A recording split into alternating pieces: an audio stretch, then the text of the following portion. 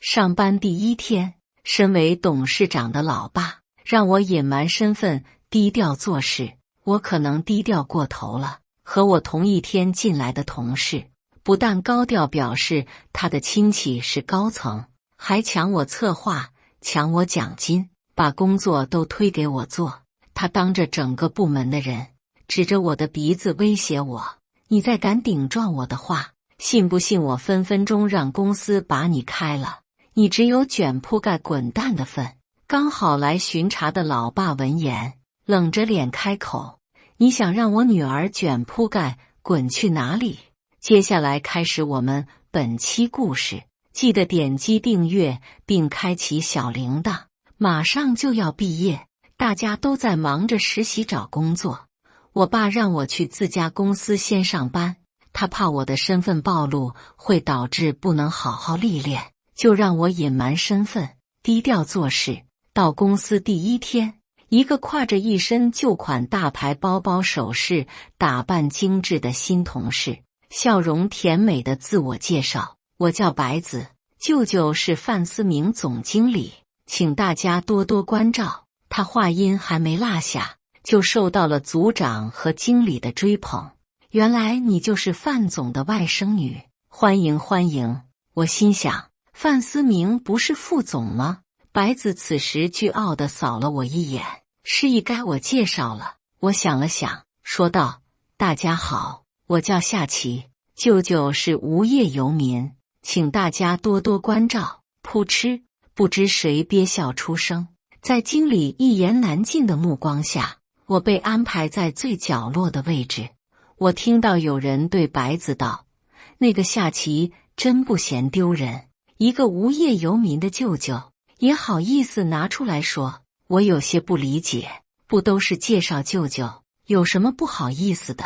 虽然我舅舅不去上班，每个月就领个500-600万的分红，到处环游世界，十分不上进，但他对我很好，我不觉得他丢人了，也不知道怎么回事。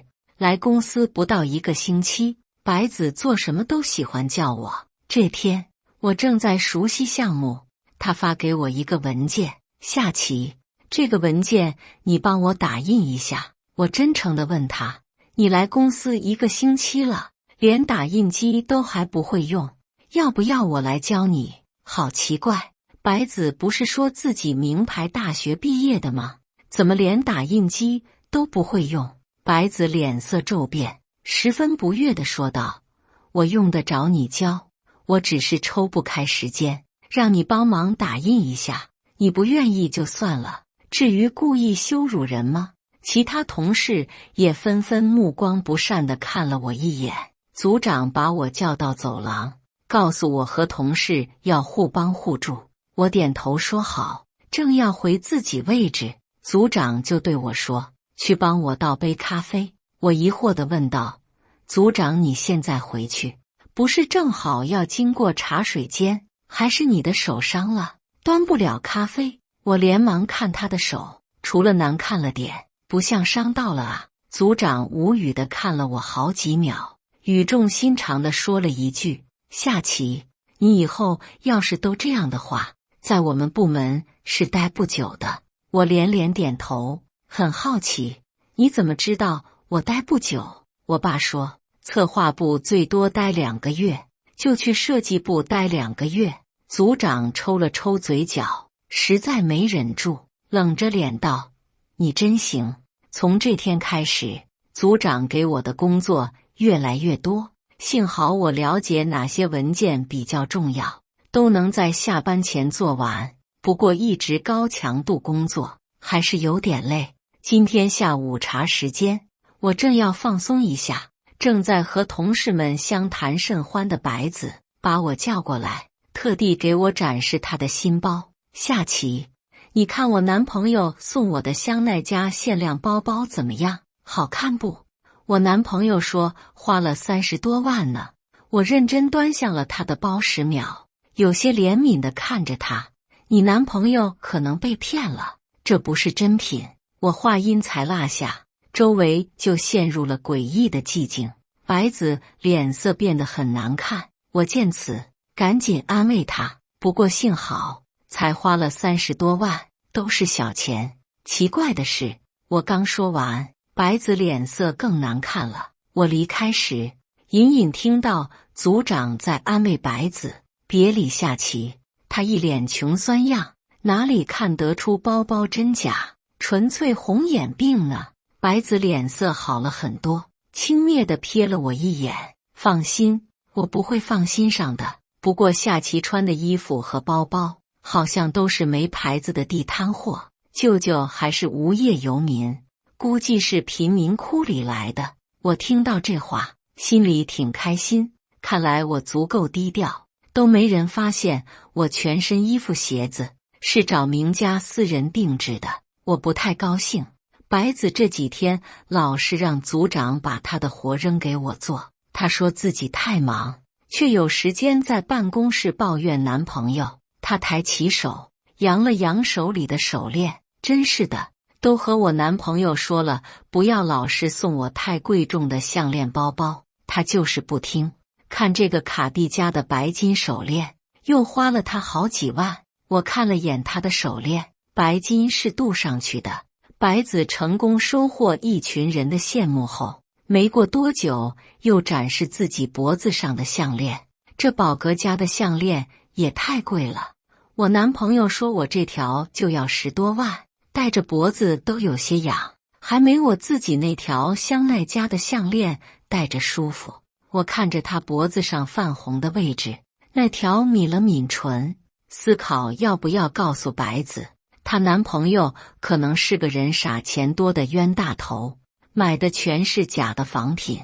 想了想，我说道，假的项链戴着容易过敏，白子没再戴那些仿冒的假货，她身上换回了有些瑕疵的低价名牌首饰，比仿货看着顺眼。不过她好像特别烦自己男朋友。这天，她捧着刚被外送员送来的99朵玫瑰，笑着抱怨道，我男朋友就是不听劝，说了不能打扰我工作，怎么又在我工作时间送花来了？还陶醉地闻了一下，玫瑰果然是我最喜欢的味道了。同事们立刻羡慕地附和他，那是你男朋友太爱你了，真羡慕你有这么好的男朋友。我有点好奇，还是没忍住问了一句，假花的味道和真玫瑰味道一样吗？办公室瞬间死寂，组长见白子的脸色不好，很生气地拉下脸，下棋，你红眼病也要有个限度。说着，他直接抽出一朵玫瑰就对我面前，你说这花是假的？我碾碎花瓣给你看，假吗？假吗？他边说边用手去揉玫瑰，揉着揉着，组长的脸色就变了，他挪开手，手都碾红了，玫瑰花安然无恙。众人看着那朵假玫瑰，一个个脸色十分精彩。白子的脸色青一阵白一阵，他倏地起身，委屈的红着眼指着我的鼻子骂道，夏琪，你是故意的吧？我有说是真花吗？我男朋友本来就特地给我送的假花，因为我对真花过敏。所有人立刻全都用责备的眼神看向我。我关切地问白子，你真花过敏？那你前几天下班时顺手拿走了前台插着的真花，身体没事吧？整个世界都瞬间安静下来了。白子脸色涨红，哭着控诉我，夏琪，我自问没惹过你，你怎么能血口喷人？他哭着跑了。我以为这件事就这样过去了，谁知道下午一个穿着西装眼睛有点小的青年被白子挽着手亲密进来，他冷着脸问道，谁欺负我家子子了？组长和其他同事看到这个青年，惊讶地问候，赵秘书，原来您就是子子男朋友，果然郎才女貌，太般配了。有人直接指向角落的我，就是他，颠倒黑白，把白子都气哭了。赵秘书一看到我，脸色骤变，夏琪，怎么是你？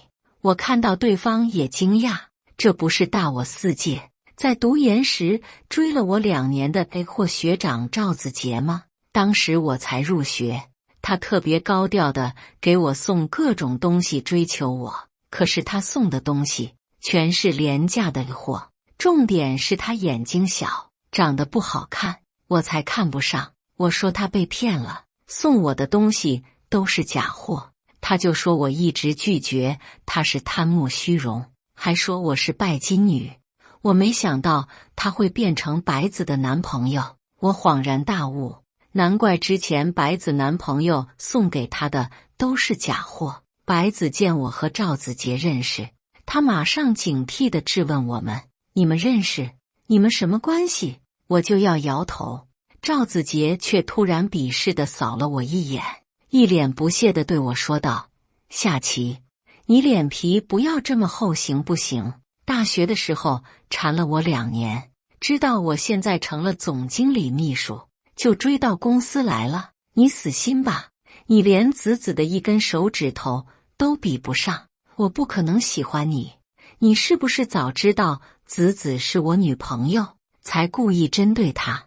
同事们全都特别鄙视我。白子有些愤怒地骂我：夏琪，原来你喜欢我男朋友，你要不要脸，竟然想当小三。我满脑袋问号，怜悯地对赵子杰和白子说道：要不要我给你们介绍个好的医生？赵子杰和白子都很懵逼，气愤问道：你什么意思？幻想症是一种精神疾病，你们这种情况有点危险，最好赶紧去找精神科医生看看。尤其是赵子杰，你大学时就老是爱买假货当真货来追我，别人好心提醒你买到假货，你就说我拜金，我真的觉得你病得很严重。我刚说完，白子声音尖锐地质问赵子杰：你追过夏琪？赵子杰连忙摇头，拉着白子就往外走。不是这样的，走，我解释给你听。等白子回来的时候，他来到我工位前，居高临下的冷哼了一声：夏琪，你真搞笑，整天自欺欺人。我还没想通，他觉得我哪里搞笑了。我们经理刚好开完会回来了，他十分严肃地说道：我们已经争取到顾氏集团的项目策划机会，现在是证明你们能力的时候了。1个星期时间，每个人都要上交一份策划书，相关文件，待会儿我会发邮箱来。我当即摩拳擦掌，跃跃欲试。我迫不及待想证明自己的能力，让我爸对我刮目相看。看到文件后，我就开始搜寻相关的资料，力求做出一份完美的策划书出来。为此，我接下来1个星期都废寝忘食，还动用了不少关系，得到很多精准数据。熬了1周，我终于在规定时间把策划书交了上去。我很期待自己的会被选上，可第2天，经理就当着所有人的面夸白子。白子的策划书做得十分不错，不愧是名校出来的好苗子，写的策划案很有灵气。要是这次能顺利拿到顾氏集团的 offer， 奖金少不了你的。等我把策划书再完善，就发下来给你们参考学习一下。我有些失望，自己还是学得不够多，策划书做得没别人好。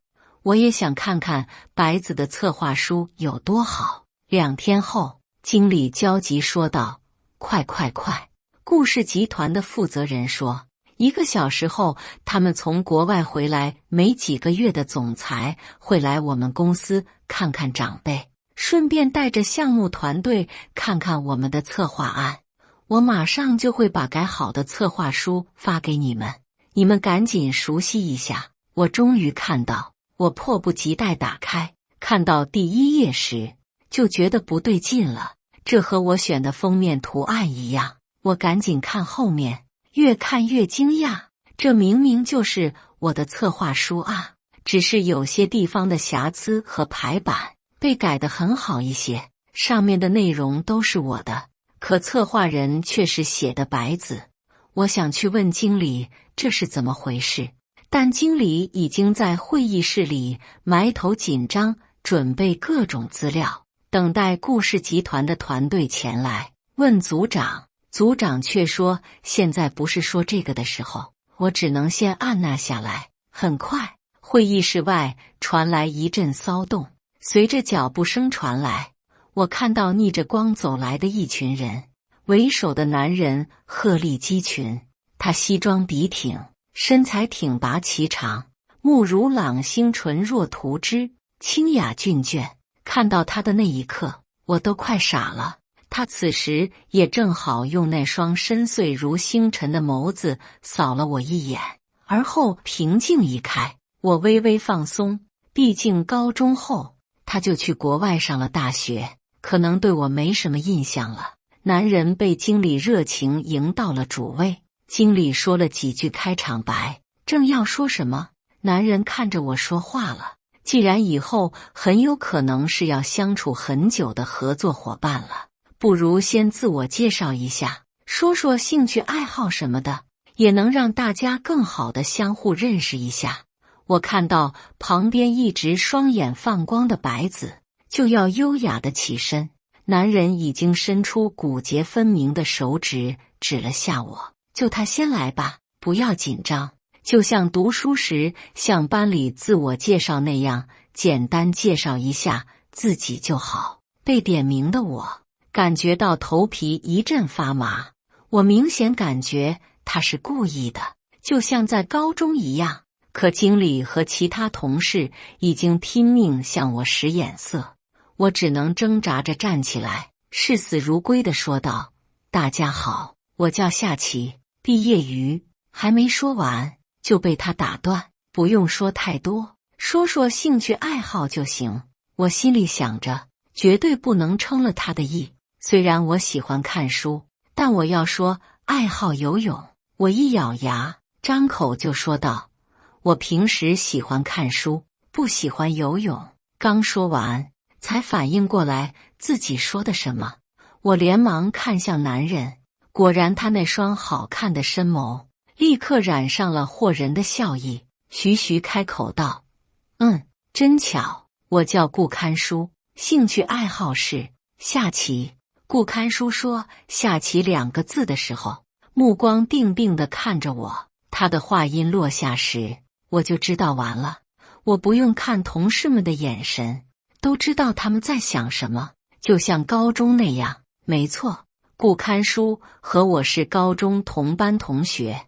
高一自我介绍那次，我还比较懵懂，让我介绍，我直接说的是我叫夏琪，我的兴趣爱好是看书。谁知道下一个就是顾看书，他说：“真巧，我叫顾看书，喜欢下棋。”全班都哄堂大笑。接下来3年，我和顾看书都成了全校关注的对象，连老师都生怕我们早恋。经理和其他同事们全都干笑着说：“真的好巧。”白子这时抢先站起来说道：“顾总你好，我叫白子，目前单身，兴趣爱好……好了，时间紧迫，不要多说废话，说说策划吧。”经理本来想他来说的，白子又赶紧道：“顾总，这个策划书是我写的，就由我来为您讲解。”投影出来，他就开始照着策划书讲解，讲解的全是策划书的内容。还没过10分钟，顾看书就打断他：“你说这款产品的前景，市场调研的数据是12%，5%，调研的资料有吗？”白子说完，脸色当即一白，下意识地看向了我们组长，组长却立刻看向我。我低头当作没看到，这数据和资料可是我特地花钱请以前的同学弄来的，拿不出资料，那我是不是可以怀疑你们数据是乱写的？顾看书漠然冷淡的好听的声音响起，会议室的气氛顷刻间变得凝滞。经理小声催促：“白子，这个数据的依据资料呢？”白子见组长避开他的视线，急得没办法，猛地指向我：“我给夏琪了，夏琪，你赶紧把资料拿出来啊！所有人的目光都落在我身上，虽然有些不适应他们灼灼的目光，但我早就习惯被人注目。我特别平静地回答：哦，我怎么不记得你给过我？什么时候给我的？是纸质版还是电子版？通过什么方式给我的？邮件还是工作号还是其他方式？还有，为什么你会把资料给我？白子被我问得满头大汗，他根本说不出来。我徐徐站起来，对他冷声道：占用别人的策划书是没用的。说着，我就对顾刊书歉意道：抱歉，让你看笑话了。这个策划书是我做的，看在老同学的份上，希望你再给我一次机会。我有些担心地看向顾刊书，怕他会因此不和我们合作。幸好他还是和高中一样，公私分明。他扫了白子，他身上劣质的香水味太重，熏到我了，让他出去再继续会议。等会议结束，顾刊书他们都满意的离开了。白子趴在位置上哭得差不多了，才红肿着眼睛控诉地质问我：夏琪，你为什么要这么过分？你以为我想要你的策划书吗？只是因为组长弄错了，我才不硬着头皮顶上去帮你讲解。你呢？为了一己之私，这么针对我，害我在顾客面前丢了这么大的脸，你真的太恶心了。组长也上前指责我：就是我不过不小心弄错了你和白子的策划书，你不顾公司形象这样闹，知不知道对公司损失多大？要是顾总他们追究起来，你负得起这个责任吗？我挑挑眉反问：你为什么会觉得我负不起这个责任？我爸知道我弄砸了，最多说我笨，还需要继续历练。组长和白子看我的眼神特别不对劲，好像在看什么无语至极的存在。组长最后只能留下一句话：你好自为之。有几个同事看我的目光带着同情，其他同事则目光谴责地看着我，还关心地问白子：你刚才说自己单身，难道你和赵秘书分手了？我看白子不想多说，只有些不耐烦地点头说道：他配不上我。策划案通过后，经理让我主要负责这个项目，我变得很忙，花了整整2个月时间，和故事的项目终于接近了尾声。我爸问我什么时候去设计部，我再等半个月，这个项目正式结束再说。在项目结束这天，经理说请故事团队的人吃个饭，我这个主要负责人一定要去。让我惊讶的是，顾刊书也来了，他对这个项目好像特别重视，但凡我去他公司报告的时候，他都会出席，有时候甚至单独把我叫到他办公室，问我一些问题，比如这个项目累不累？团队的人你要使唤的都尽情使唤，我已经打过招呼了，要是有什么不懂的时候，随时可以来打扰我，半夜也可以的。我连连点头，十分佩服地对他道：难怪你年纪轻轻就能做到总裁的位置，凡事都太认真负责了，不过是个几千万的小项目，都这么尽心，活该你赚钱。我奇怪的是，每次拍完马屁，顾刊书看我的目光都有些怪异，我都不太能理解自己是不是说错了什么。顾刊书今天看着儒雅金贵，很像漫画里走出来的贵公子。白子看到他时，老是微微低头，一副羞涩的模样，还特地过去解释说：顾总，我今天的香水是卡范魅蓝系列的，上次熏到您抱歉，其实您上次误会了，那策划书只是组长搞错了，怕你们会介意，我只能硬着头皮讲解。他边说边想坐在顾刊书身边的位置，这时他的下属和助理抢先坐了过去，打断了他剩下的话。我正准备找个没人的位置坐下，顾刊书开口了：夏琪，过来一下。我有个事要问问你。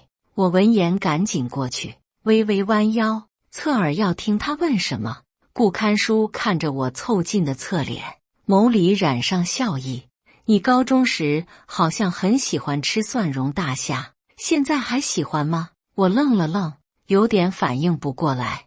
我以为他要问工作上的事，我只能下意识点点头，还喜欢。正要走，顾看书又道：先坐下。他话音才落下，他的助理眼疾手快地起身，把他位置让给我，自己则人高马大地站在白子旁边，就这样居高临下地看着他。白子被看得压力很大，只能凄凄爱爱地站起来。一看桌上的位置，只有离顾看书最远的那个了。他有些恼怒地悄悄跺跺脚，瞪了我一眼，就去那个角落位置了。我坐下后，顾看书拿着点菜的平板稍稍往我这里倾斜，开口问我：我们的大功臣辛苦了，有没有什么想吃的？我帮你点。他凑过来时，我感觉一股好闻的独属于他的味道扑鼻而来。我下意识转头，唇却不小心擦到他的耳朵，一触即分。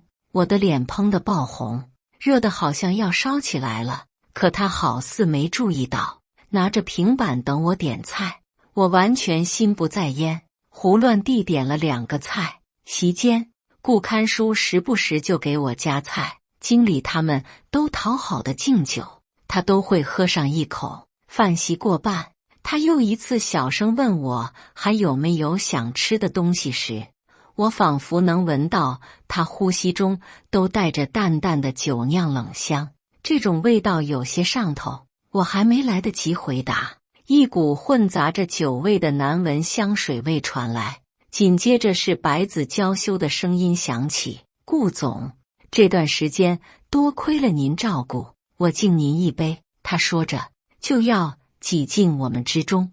顾看书倏地蹙眉，微微避开，对旁边的同事道：我出去接个电话，你招待一下他们。顾看书头也不回就起身出去。我注意到白子看着顾看书的疏离背影，不甘心地咬了咬唇。吃完饭，我们经理提议去唱个歌放松一下，一起往外走的时候，顾看书在我旁边问我要不要去。我摇头不太想去，但还没出声，顾看书另一边的白子突然出声：哎呦，我头晕。他扶着额头，一副娇软无力的模样，往顾看书身上倒。我们都还没反应过来，顾看书突然往我身边倒。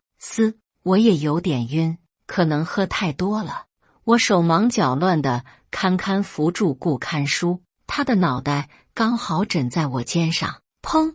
我前面没人及时扶住的白子，这时狼狈地摔倒在地上。顾总，你没事吧？经理、组长和其他同事像是没看到白子，全都赶紧关心倒在我怀里的顾看书。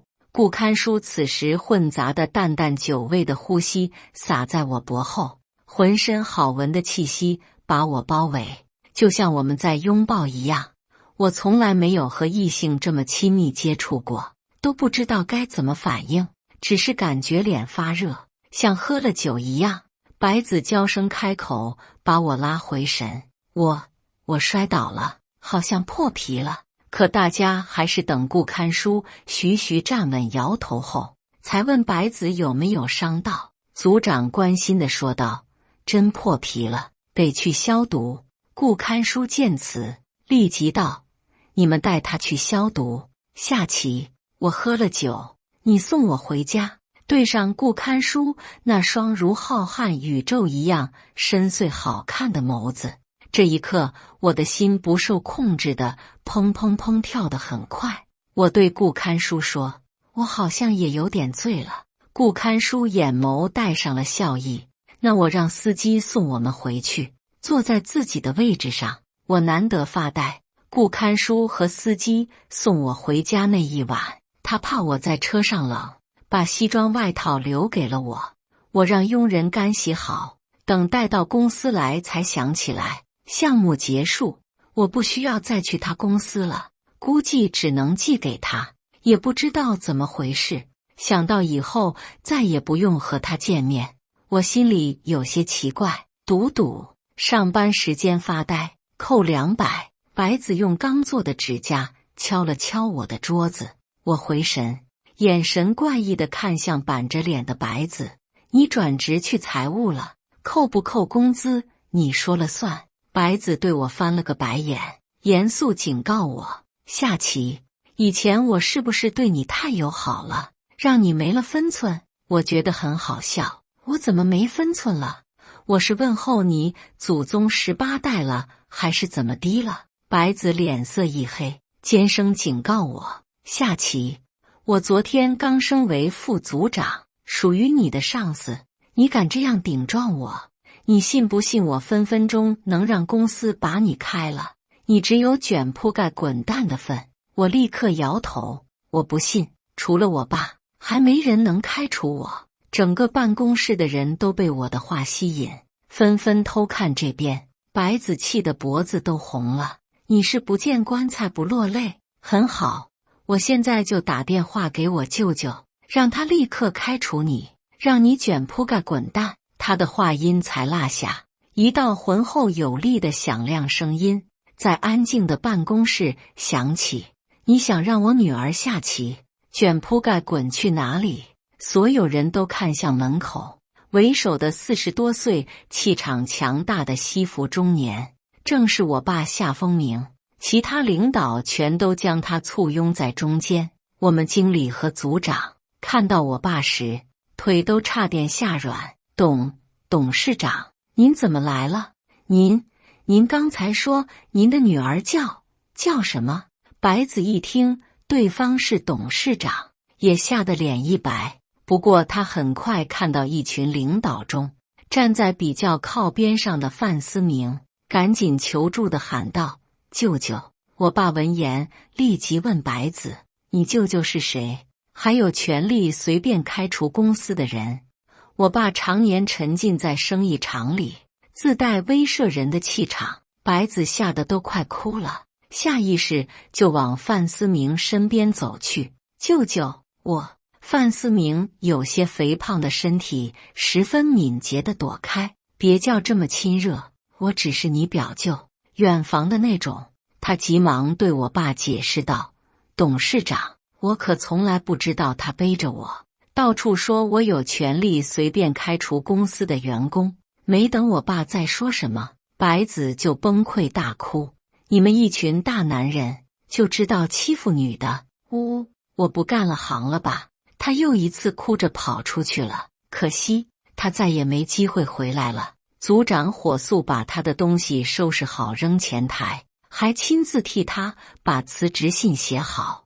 办公室有些之前不太待见我的同事，现在看到我都战战兢兢，尤其是组长，连和我对视都不敢。经理每次看到我都讨好的笑着，还有些同事又变得对我异常热情。我终于知道为什么我爸让我隐瞒身份低调点了。我不想再在策划部待了，想和我爸说转我去设计部，可他说这是不急，正好周末，让我明晚跟他还有我妈一起去参加个宴会。等到了富丽堂皇的宴会，青年才俊和名媛美人众多，我才发现我被我爸妈骗了，这完全是变相的相亲宴。我很想回家，我妈却拉着我说这个王家老三很不错，刚海外归来，学业有成。我心里想的是，顾看书也是海外回来的，长得比姓王的好看多了。我妈见我不满意，又说那个赵家老大虽然30了，但成熟稳重，估计再过几年就能接手赵家所有生意。我爸也夸他能力不错，我撇撇嘴，都30了，还没接手多少家里的生意，能力肯定不怎么样，哪里像顾看书，和我同龄，现在都是总裁了。我之前就听他公司的人说过，他大学就在国外创业，那才是真正的能力强。我妈带着我转了一大圈，见我都兴致缺缺，十分头疼的把我拉到门口的角落说教：琪琪，这么多青年才俊，你一个都没看上。我摇摇头，我还不想结婚。我妈连连叹气，我们海市所有适龄的英年才俊都在这里了，你全都看不上。从小到大，你又从来没有过喜欢的人，这可让我和你爸怎么办啊？我很不赞同我妈的话。胡说，顾看书就不在这里。我妈眼睛一亮，赶紧问我，顾看书是谁？怎么感觉挺耳熟的啊？不管了，你是不是喜欢他？要是喜欢，我和你爸绑，都给你绑来。我被我妈的话惊到了。喜欢吗？我脑海中莫名想到那次吃完饭，他不胜酒力，不小心倒在我身上的场景。那天他身上很暖很好闻，让我有种不想放开他的感觉。其实我之前好几次晚上都会梦到那晚他倒在我怀里的一幕，就连上班都经常想到顾看书，这应该就是喜欢。等我回神的时候，就听到我妈又惊又喜的在和我爸打电话。3分钟，我要知道顾看书的所有信息。你问为什么？当然是我们乖宝亲自点头说喜欢他，这可是我们乖宝第一次有喜欢的人，我管他是谁，只要乖宝喜欢的，直接绑来。我十分惊讶，我承认自己喜欢顾看书了吗？怎么可能？我焦急想要辩解，说我不确定是不是真的喜欢。这时，身后却传来一道特别愉悦的磁性好听声音：阿姨，不用这么辛苦来绑我，我可以主动送上门的。我和我妈都吓得惊讶，转身就看到正在门口西装革履、高大挺拔、帅气逼人的顾看书。他深邃双眸带着难掩的惊喜，明亮地看着我。我妈见到他，才猛地反应过来：你就是看书，我记得你。高中时候，你经常和你哥在我们别墅墙头摘梨子吃，是不是？顾看书连忙客气地回答：是的，阿姨，我是顾看书，之前给你造成困扰了，很抱歉。我很惊讶，顾看书以前经常偷摘我们家梨吃，难道他高中经常扔给我吃的梨就是我家的？我正想问他梨的事，顾看书深眸认真又带着忐忑问我：琪琪，你真的喜欢我？你知不知道，我也一直很喜欢你。我以为你根本不喜欢我，我傻了。你怎么可能喜欢我？你还偷我家梨。顾看书不知想到什么，看了一眼我妈，才干咳一声说道：不是偷梨，就是莫名想去你家看你。我是直到大学才意识到很喜欢你，可是那时候已经在国外，我一直怕我心意明白得太晚，等我回来，你已经有了喜欢的人。我真的没想到你也会喜欢我。琪琪，可以给我个机会交往吗？我下意识地看向我妈，我妈似乎很满意顾看书，悄悄上下打量了好几次，见我求助的眼神，才一本正经地问我：你不喜欢他，拒绝就好，妈妈在这，还能让你吃亏不成？我明显看到顾看书眼里的光都黯然下来，而且一听我妈说让我拒绝，我竟然有种怎么都说不出口的感觉。我也不知道为什么，鬼使神差地点点头，可以交往，也不知道怎么回事。袁立刻从2楼火急火燎的下来，敌意满满的想对顾看书挑刺，可问了半天顾看书的情况，愣是没挑出一点刺来，让他有些挫败。后来顾看书每次和我去约会时，我爸都会拍着大腿懊恼，早知道乖宝去个宴会就被拐走了。我说什么都不让他这么快去相亲宴的，都是老乔这狗东西诓我。我妈却很开心，越看顾看书越满意。我一开始和顾看书去约会时特别拘谨，手脚都不知道往哪里放，他特别细心，注意到我的紧张后，主动让我叫小姐妹出来玩。就这样约会了好几次之后，我单独和顾看书去约会，也变得自在开心。我的小姐妹们都尖叫着问我，到底走了什么运，能遇到顾看书这么优秀的男朋友。听说我不确定自己喜不喜欢他，就直接问我，你现在把他让给我，以后我们结婚的时候，你当伴娘，你愿意吗？我一想到那个场景，心里又酸又难受，恨不得大哭一场。我才恍然大悟，我不知什么时候起就很喜欢顾看书了。后来我问顾看书，到底从什么时候喜欢我的？他笑着说，高一开学就和你说过了。我觉得他在耍我，不可能，你要是说过，我怎么会不记得？你肯定在骗我。顾看书似笑非笑地摇头，没骗你。这样吧，你亲我一口，我告诉你在哪里说的。5分钟后，我嘴都有些肿了，他才带着笑意徐徐说道，高一自我介绍，我说过我喜欢下棋。感谢大家的观看，本期故事精彩吗？欢迎大家在下方评论区吐槽。如果你喜欢这类故事，记得点击订阅微光夜读，并分享给更多的人，这会对我帮助很大。再次感谢大家的观看。